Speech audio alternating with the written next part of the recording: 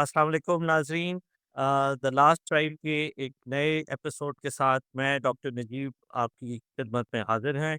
आज मेरे साथ मुझे जॉइन करेंगी लंदन से अलीज़े, जो कि एक साइकोलॉजिस्ट हैं और लंदन में बेस्ड हैं। आजकल आज का जो टॉपिक है, जो हम बात करेंगे वो है कि शादी पाकिस्तान में जो एक मैरिज का एक इंस्टीट्यूशन है, वो आया ठीक काम कर रहा है। जिस तरह उससे एक्सपेक्टेशंस हैं शादी से वो होती हैं, उसका प्रोसीजर, उसका जो तमाम प्रोटोकॉल है वो सही चलता है या नहीं, इसके ऊपर हम आज बात करेंगे। और मैंने सोचा कि मैं और सिहाम हम 2 मत बैठ के बातें करते रहते हैं, तो आज एक और पर्सपेक्टिव, एक लेडी पर्सपेक्टिव जो है वो होना ज़रूरी है साथ में। Alizeh, welcome to the show. Thank you, अस्सलाम वालेकुम।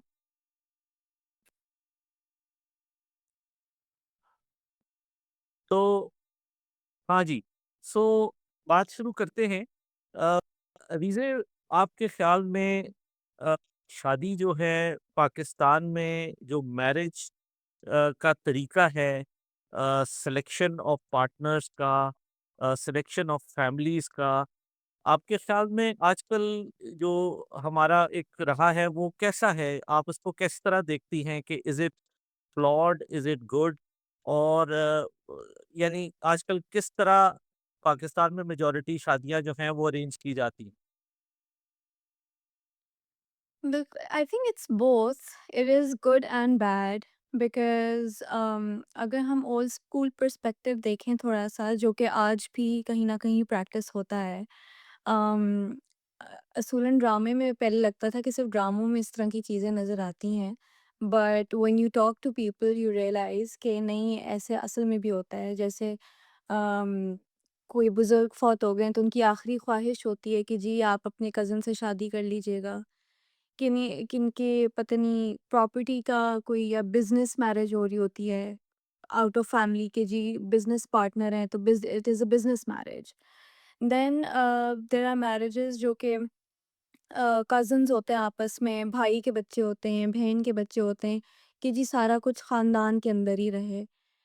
Then it is very strange and very weird आजकल पाकिस्तान में there is this new trend I would say कि lot of people are still in the closet and they're gay, and a lot of people are getting married, which is quite funny कि उनके parents को कहीं ना कहीं obviously माँ बाप को भी बच्चों का पता होता है they're getting married, and this is not one story. I've heard so many stories, and I even had a client who wanted to get married because of the family pressure, and he was gay, and this is an actual problem, and इसी वजह से divorces हो रही हैं। बाद में पता लगता है जी वो तो गे था, शादी नहीं चल सकी, which is very weird and I have heard numerous stories about this.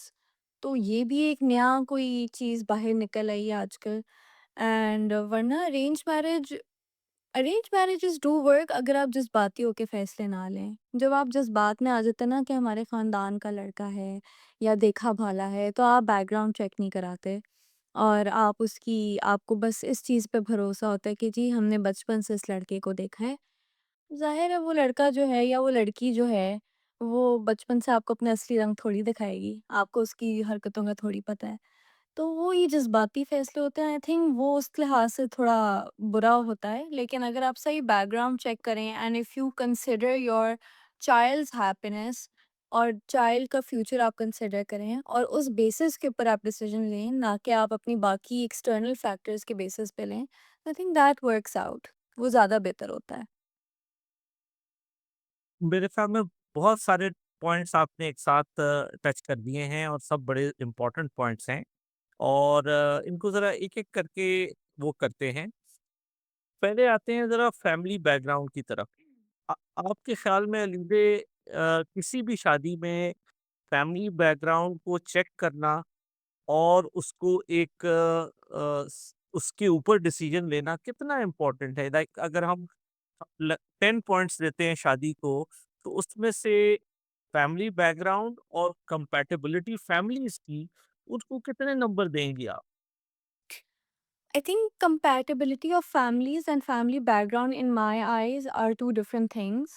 Because family compatibility आती है because देखिए हर family का नज़रिया different होता है, उनके mindset different होता है, उनका brought up different होता है, तो compatibility जो है वो थोड़ा different side आ जाती है। जो background होता है मेरे नज़दीक, that is financial background, that is how you're raised, where you were raised in the city or in a rural area, ये चीज़ें आती हैं बैकग्राउंड में, और आपका पास्ट रिकॉर्ड कैसा रहा है, this also comes in your background, कि आप की हरकतें कैसी थीं, यू नो मेरे नज़दीक तो ये भी आती हैं चीज़ें, हरकतें not in a sense everyone has their own past, हरकत in a sense if you had a failed marriage, for instance, if someone had a failed marriage, तो it is very easy to pinpoint a girl कि हाँ, उसकी गलती होगी जिसकी वज़ह से उसकी शादी टूटी, या उसने मेहनत नहीं की होगी। इट इज़ ऑल्सो इम्पोर्टेंट कि अगर आप उस लड़के को भी देखें कि व्हाई? उस लड़के में भी तो कोई फ्लॉ होगा। अगर उसकी एक शादी टूटी तो you also have to consider these factors, क्योंकि शादी के मतलब नहीं किसी की पहली ही शादी हो रही है, किसी की 2-3 शादियाँ भी हो सकती हैं। ये आपको सारी चीज़ें, क कहीं इसकी पहले बीवी तो नहीं रह चुकी, उसके बच्चे हैं कि नहीं हैं, और लोग छुपाते हैं ऐसी बातें। अगर आप देखें, कुछ लोगों की स्टोरीज़ होती हैं, कुछ लोगों को नहीं पता होता that a person had been married earlier. तो ये चीज़ आई थिंक ये बैकग्राउंड में आती है, जो कंपैटिबिलिटी होती है ना, वो जब फैमिलीज़ मिलती हैं, अब आपका बेशक फाइनेंशियल बैकग्राउंड भी बराबर का हो, लेकिन ज़रूरी नहीं है कि आपका माइंडसेट बराबर का हो, because everyone has their own individuality, everyone has their own mindset. That does not mean कि अगर आप फाइन क्योंकि बराबरी में कहते हैं ना रिश्ता करना चाहिए, अगर आप बराबरी का मिल भी जाए तो ज़रूरी नहीं है कि दिमागी बराबरी भी आपकी हो वहाँ पे।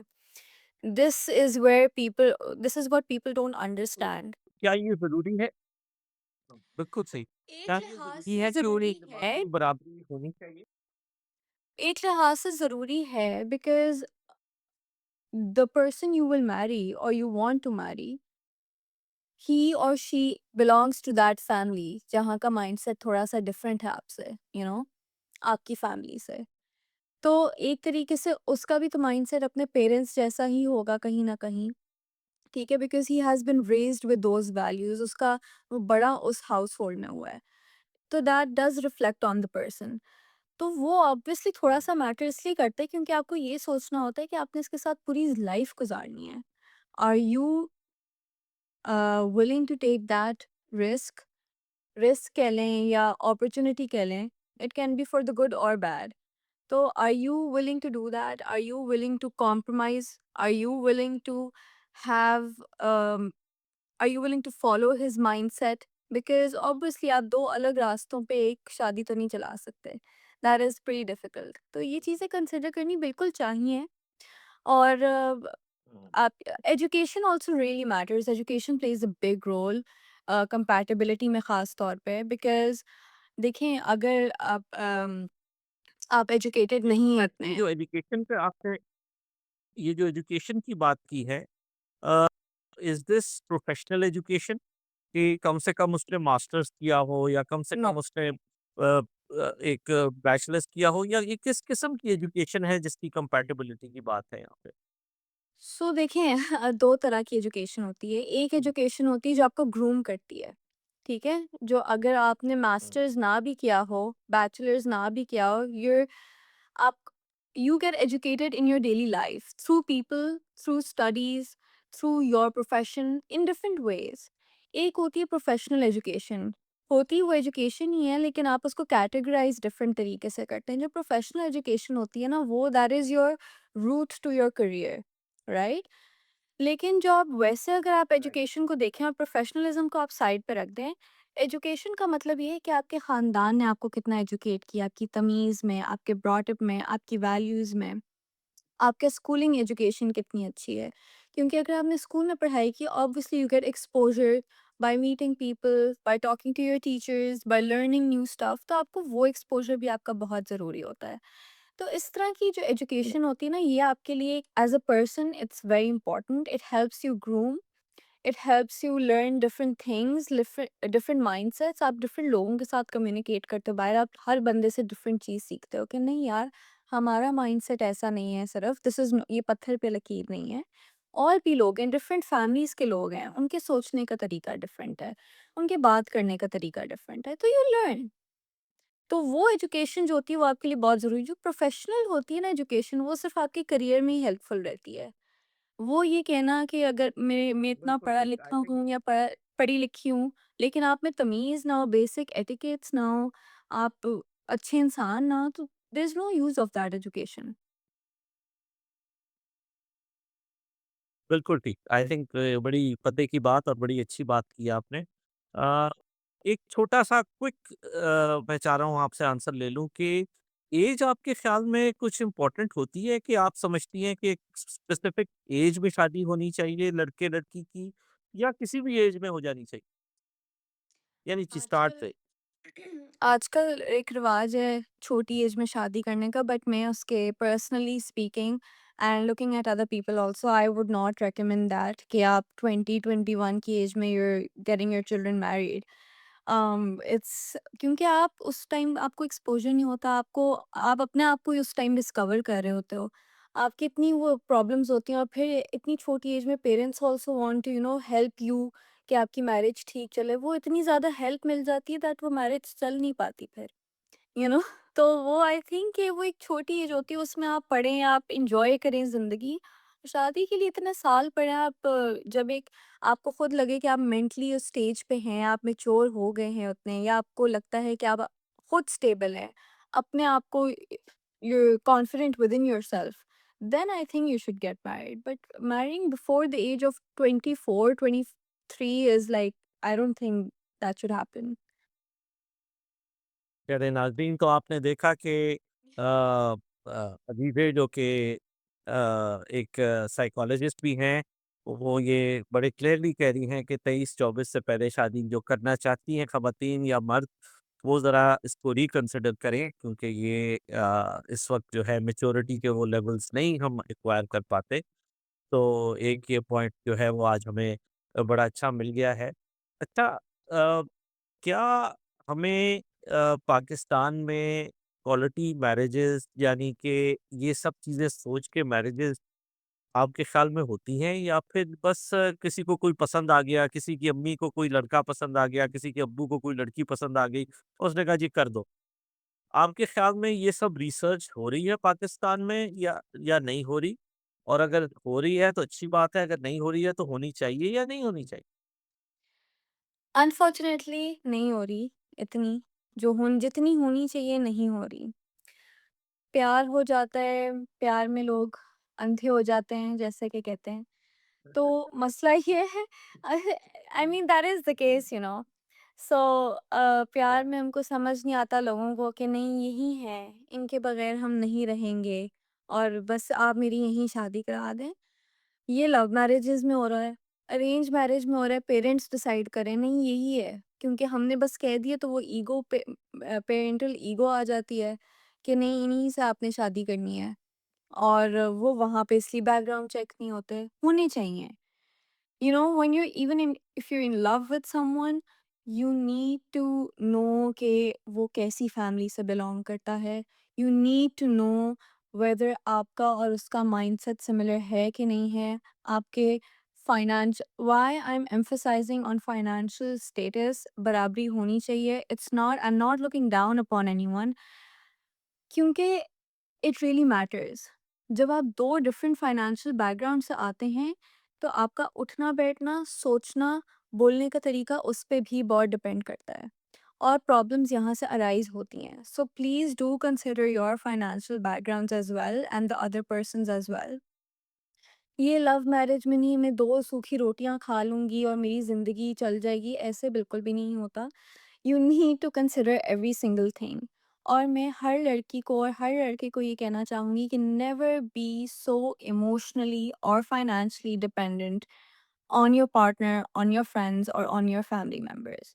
अपने पैरों पे खड़े हुएं, ताकि आपको खुद भी वैल्यू हो, थोड़ी अपनी भी, अपनी कमाई हुई चीज़ों की भी। It's not only about money, it's about जब आप अपने पैरों पे खड़े होते हैं, तो you get a voice, you know your worth, you know your value, and that really matters in a marriage.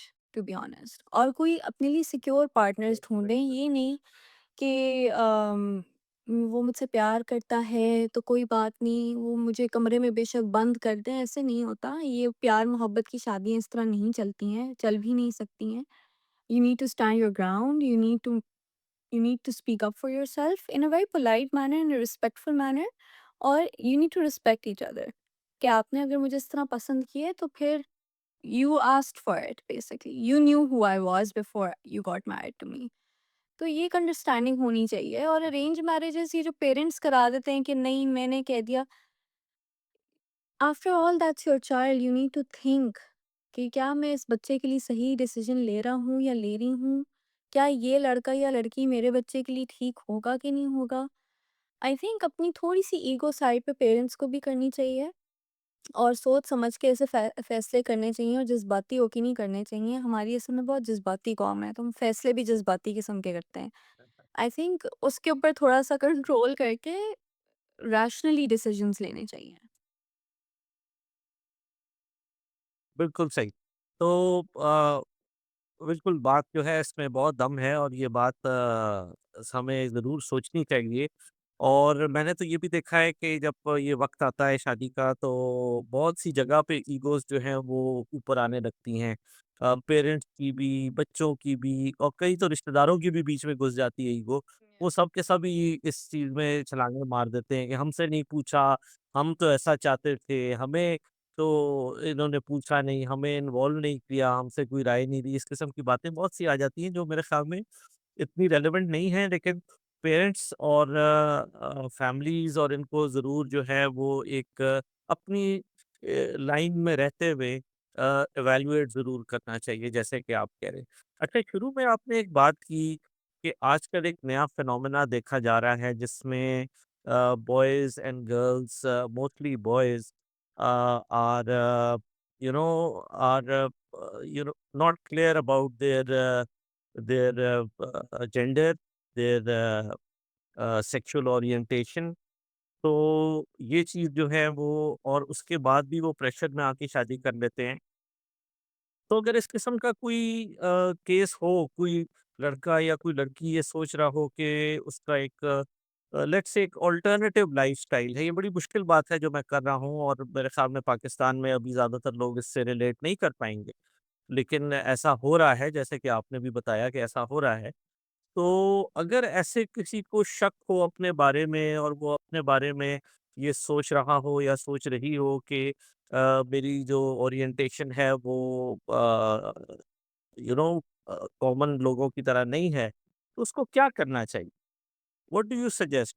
Should he और ही अ, गिव इट टाइम और कंसल्ट द पेरेंट्स, जो कि पाकिस्तान में तो आग बगोला हो जाते हैं ऐसी बातों से? और या वो आपसे मिले साइकोलॉजिस्ट से या सिहाम से मिले साइकियाट्रिस्ट से। तो व्हाट डू यू सजेस्ट कि अगर ऐसा कोई शख्स है पाकिस्तान में तो उसे क्या करना चाहिए? ये तो आपने कह दिया उसे शादी नहीं करनी चाहिए उस वक़्त, लेकिन क्या करना चाहिए उसे? हम्म, असल में हम आपने you answered part of your own question कि ऑब्वियसली पेरेंट्स से फ़ौरन आप नहीं जाके बात कर सकते बिकॉज़ गॉड नोज़ उनका रिएक्शन कैसे होगा। I think they should consult a psychologist preferably because therapy might help them, you know। And एक दफ़ा वो अंडर थेरेपी आएँ, वो साइकोलॉजिस्ट से बात करें, पहले उनको खुद की क्लैरिटी मिले, खुद के बारे में वो थोड़ा श्योर हों। Then psychologist can ask the family, ask the client to bring the family also and give therapy to the family also. And वो एक कंक्लूजन पे आ सकते हैं। उस बंदे को खुद भी अपने बारे में थोड़ा-सा क्लैरिटी मिले, फैमिली को भी अंडरस्टैंडिंग हो कि क्या सिचुएशन है। I know it's very difficult for an Islamic country and Islamic parents, Muslim parents कि वो ये बात अंडरस्टैंड कर सकें। एक ईस्टर्न हाउस होल्ड में तो बहुत ही अज़ाब क़यामत की निशानी होती है कि हाय ये क्या बात कर दी आपने। लेकिन I think therapy should be a very good option for that person. और बिल्कुल भी you shouldn't whoever is listening to this podcast right now and अगर किसी के ऊपर प्रेशर भी है या अगर कोई पेरेंट्स जानते पूछते भी अपने ऐसे बच्चे की करा रहे हैं शादी, I think they should not do that, because इस तरह आप अपने बच्चे की तो ज़िंदगी आप ख़राब कर ही रहे हैं, कन्फ्यूज़्ड एनवायरनमेंट में उसको डाल ही रहे हैं। साथ-साथ आप एक ऐसे इंसान को भी उसके साथ उसकी ज़िंदगी बेसिकली पूरी तरह से बर्बाद कर रहे हैं, who is not even related to you, you know? आप एक पराए घर की बच्ची या बच्चा ला रहे हैं और आप उनकी ज़िंदगी ख़राब कर रहे हैं, जिसका कोई कसूर नहीं है, so that your child can have a social standing, that your child is straight and can have a marriage. तो वो सोशल स्टैंडिंग के लिए अगर आप शादी करा रहे हैं तो you are ruining people's lives, और इसका नतीजा आपके सामने, इतनी डिवोर्स रेट्स इसी वजह से बढ़ गए हैं।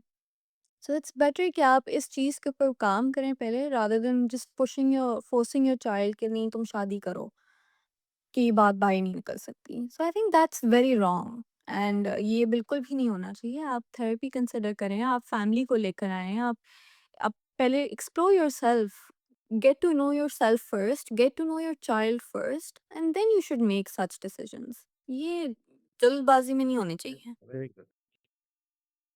हमारे यहाँ तो मैंने देखा है कि कई बार ये भी हुआ है कि पेरेंट्स को पता चल जाता है कि उनका बच्चा जो है उसके अंदर कुछ इस किस्म की चीज़ें हैं, और वो कहते हैं कि जब वो मशवरा लेते हैं तो वो कहते हैं कि जी जो एक बार इसकी शादी कर दो तो सब ठीक हो जाएगा। Yes, yes. और जब वो शादी करते हैं और फिर ठीक नहीं होता तो फिर वो कहते हैं अच्छा एक आध बच्चा होगा तो अब तो सब ठीक हो जाएगा, एक बार एक आध यस। बच्चा हो जाए तो सब सही हो जाएगा।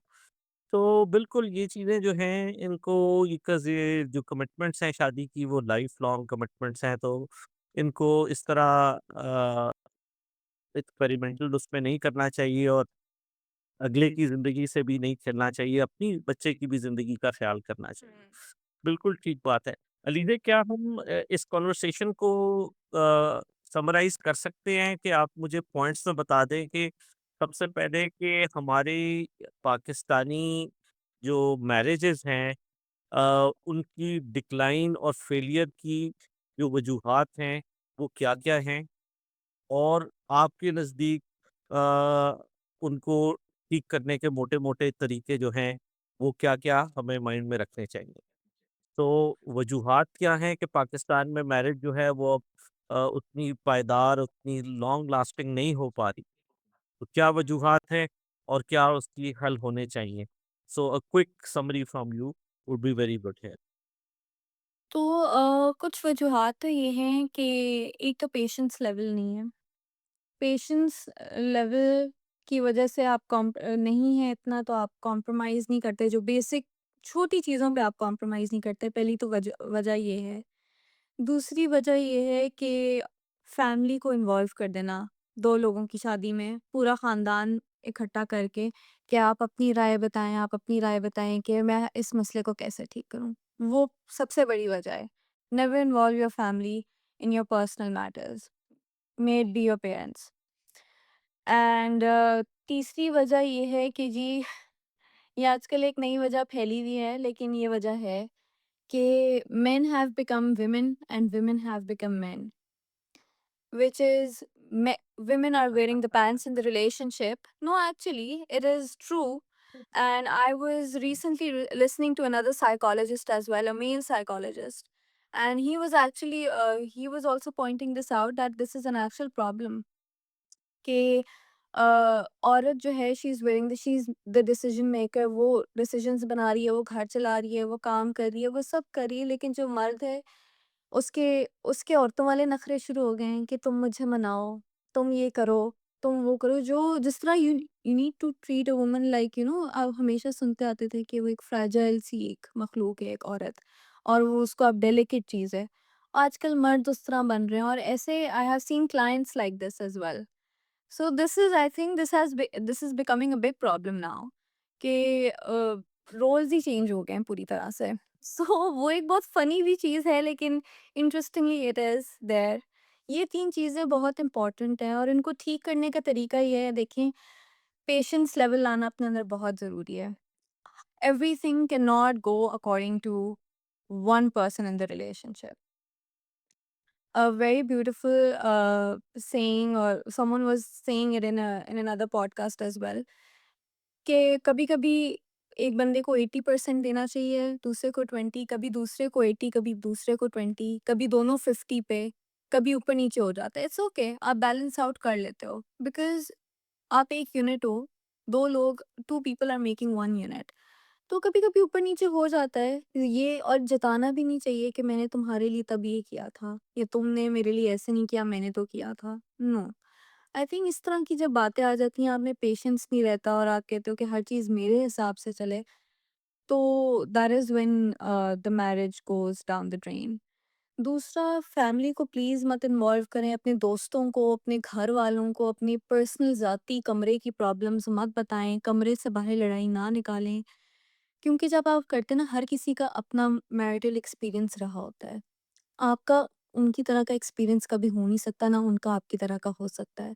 तो हर कोई अपने पर्सपेक्टिव से आपको राय देता है। ज़रूरी नहीं है उनकी राय बिल्कुल ठीक आपके ऊपर भी काम करे।